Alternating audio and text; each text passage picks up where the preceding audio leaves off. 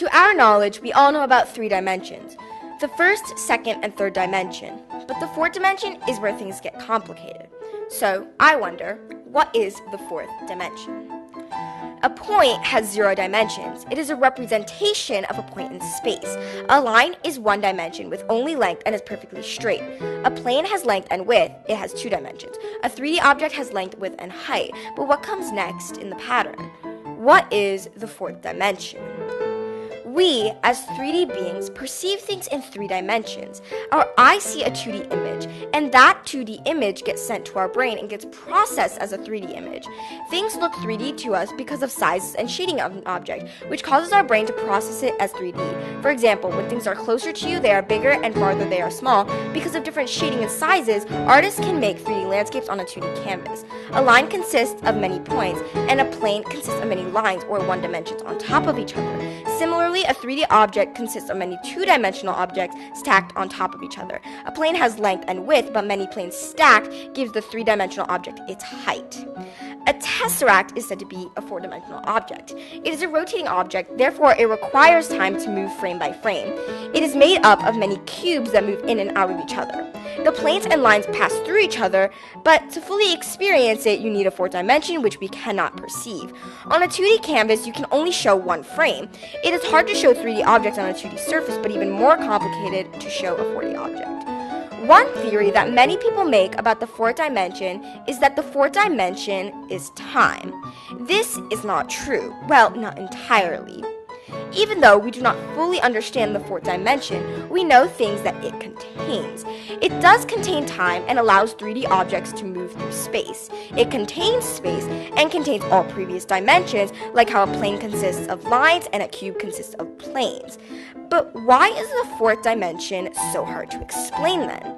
An analogy for this problem is explaining 4D to a 3D being is to explaining color to a person who has been blind all their life. Neither have the knowledge to perceive.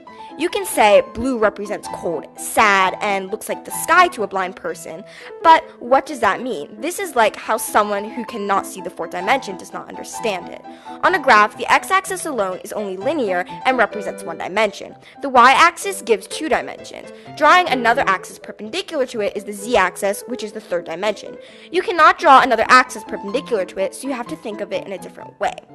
A different way to think of it is that 1 point is 0 dimensions, and a line has 1 dimension. If you connect 3 points, you have a triangular plane.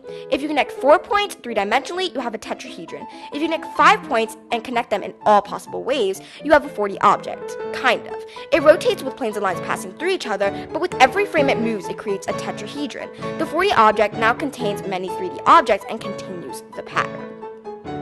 Many years ago, people believed that the Earth was flat. Ancient Greek philosophers such as Pythagoras and Aristotle knew the Earth was round due to their extensive scientific and mathematical knowledge. Earth is very big compared to humans. People did not see the Earth curve and assumed that it was flat everywhere.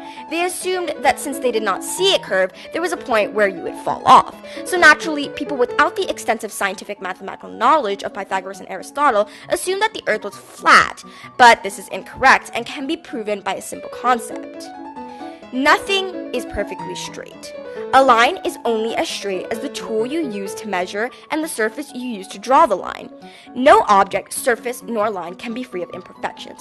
A line is said to be perfectly straight, but we live in a finite world. This means that a line cannot be infinitely straight. For example, if you are driving on a perfectly straight road, it is not technically perfectly straight because the so-called straight road was built on a curved surface because the Earth is round.